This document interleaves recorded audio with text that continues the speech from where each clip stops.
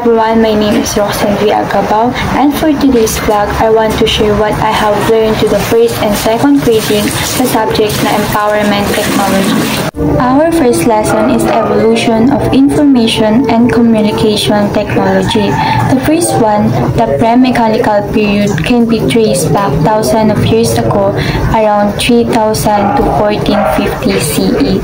Papyrus plant compiled this record written on a piece of paper and bound them together.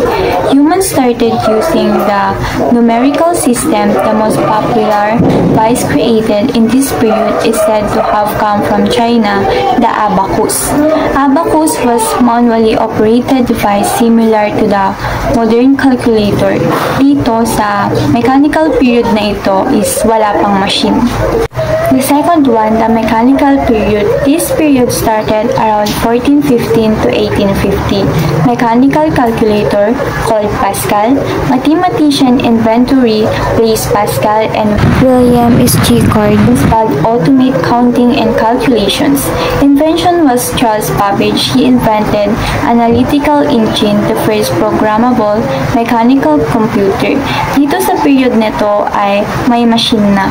The third one, the electromechanical period, shared in a new age in communication and information noong 1840 to 1940. Use of telegraph, later invented telephone.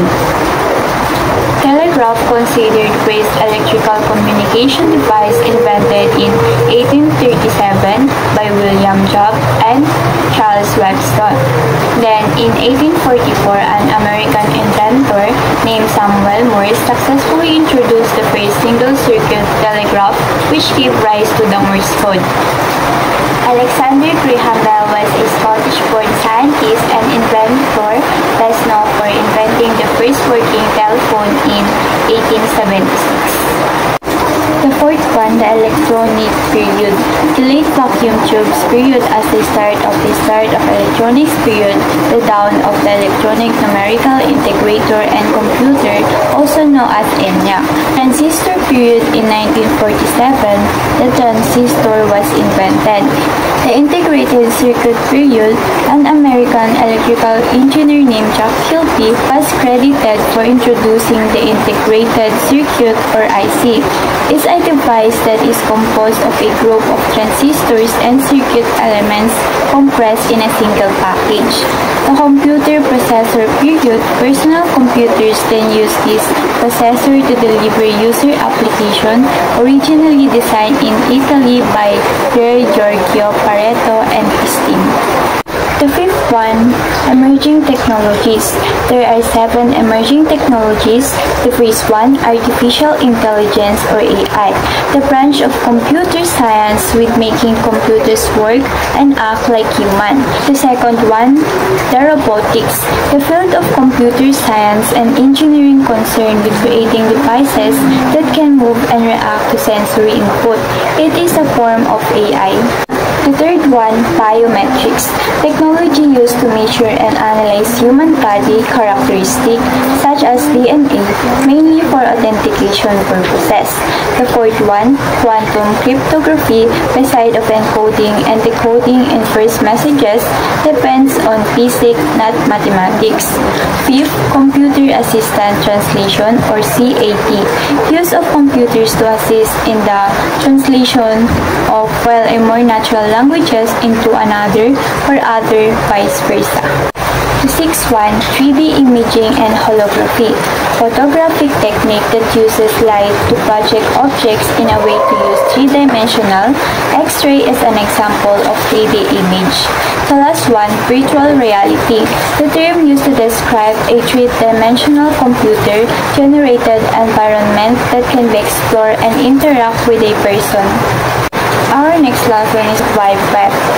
It's the system that enables you to access hypertext documents and other files over the internet. So there is 3 versions of www or World Wide Web. The first one is Web 1. This is read only. You cannot comment or write down. Next is Web 2, wherein you can read and write. Then the last one is 3.0, wherein no one can see your privacy. The second one is a common online platform. So there is 4 types of common online platforms. The first one is social media platforms. Refers to the web page technology that allows the development, deployment, and management. For example, Facebook, Twitter, Instagram, YouTube, TikTok, and so on. The second one is e-commerce platform. Refers to the collection of software technologies that allows merchants to create a storefront. For example, Shopee, Lazada, Amazon, and so on. The third one is online learning platform, which is online services that provide the teachers, learners, or parents and others involved in education.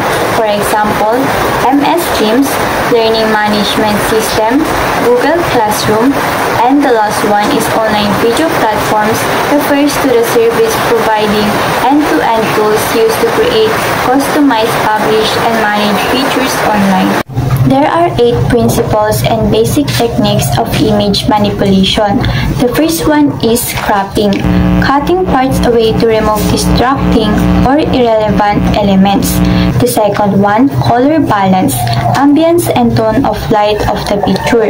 The third one, brightness and contrast, one of the basic techniques in image editing, making the image lighter and darker. The fourth one, filters, making the image look sketch gamey, classic, black and white.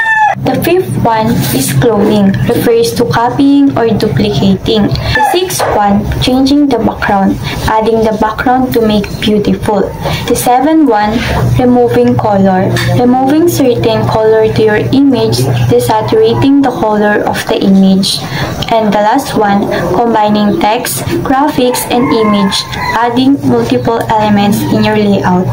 Online platforms and application in developing ICT content. There are different types of online platforms. The first one, presentation and visualization. It allows you to present and share presentation, infographics, and videos with other people, for example, SlideShare and Prezi. The second one, cloud computing, simply called as the clouds. Access anytime, anywhere. The practice of using a network of remote servers hosted, for example, Messenger or Google Drive. The third one is file management. There is storing and sorting. Handling of computer file. It allows you to convert and manage files without downloading the software tool. Fourth, mapping. Advanced formation, taking the points of one space into the points of the same of another space. And that's a wrap on today's learning adventure. I hope you find some information and maybe even got curious to try a new learning. Remember, learning is a journey, not a race.